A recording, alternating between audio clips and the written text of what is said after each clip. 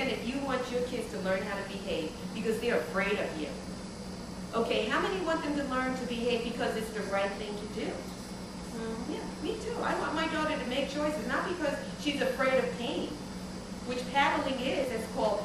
Paddling is called behavior management based on pain, or pain-based behavior management.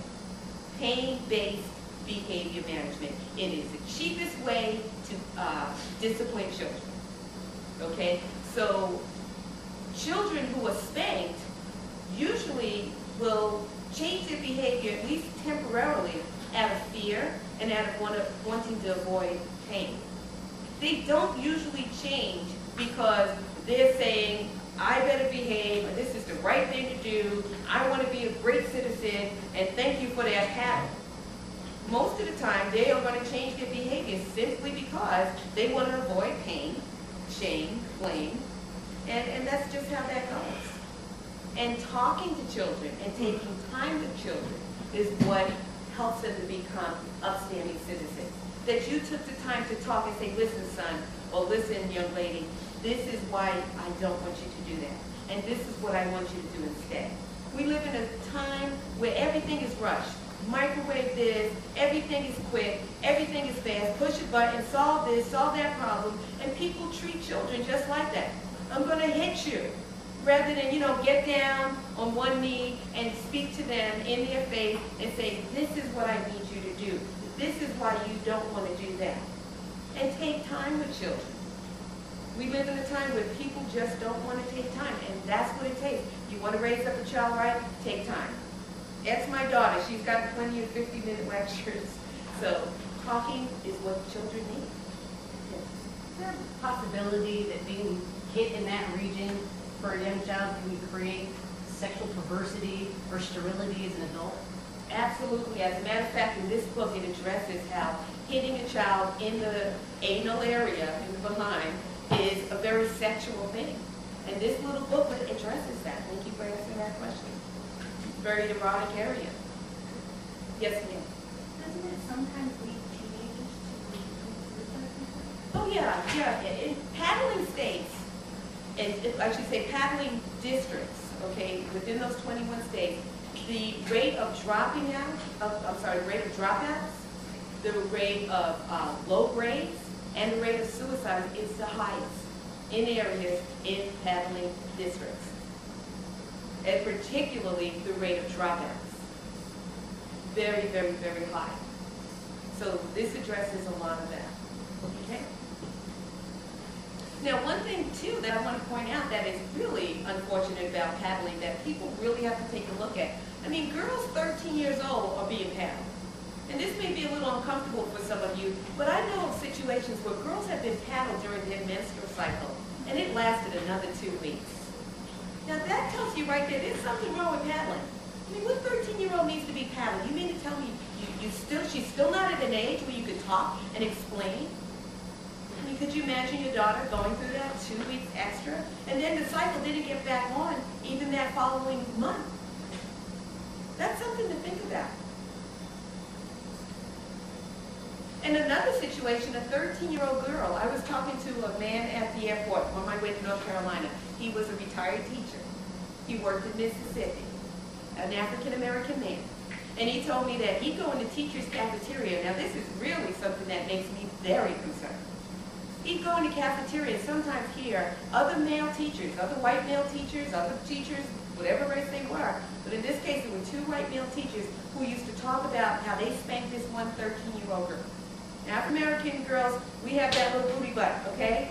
And let me tell you, if there's any perversion at all, that's going to be an invitation for paddling if it's lawful. And this little girl used to get paddled. And the teacher went to the little girl and said, well, let me back up. He heard those 2 teachers say, yeah, I spanked that behind. I spanked that girl. They were bragging about it. There was no issue of trying to make this an upstanding young lady. Okay, I spanked that behind. And then that teacher went to the girl and said, listen, you're 13 years old.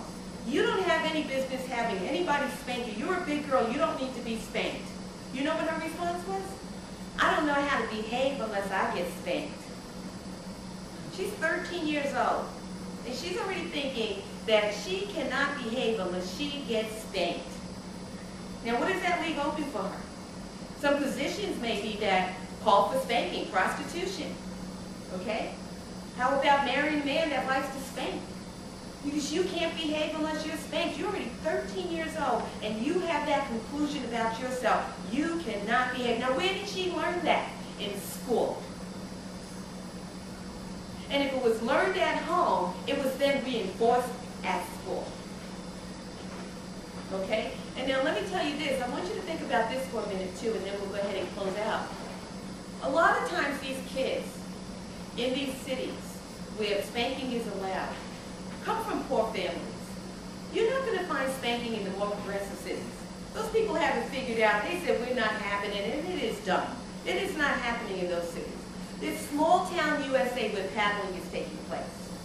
So small town USA, a lot of times you have poverty, okay, you have lack of ignorance, you have people who have been paddled, who have dropped out, and now their kids are in school being paddled. Okay? So what you want to realize is that we have this culture of kids growing up in the small towns who are being paddled, only to find that this is just a normal thing for them. They get it at home, and they get it at school. They're in dysfunctional homes, many times, where the answer is a swat, a hit on the head, a yank, a shut up, a sit down, everything but talking. And then those kids, after being yanked and pushed and hit, or maybe even watching dad beat mom, or mom beat sister, or somebody hit this kid, while the violent television shows stay on hours and hours and hours. Then they go to school, and they got a paddle hanging up by the board. When does this kid get to learn peaceful ways to solve conflicts? I think schools should be that place.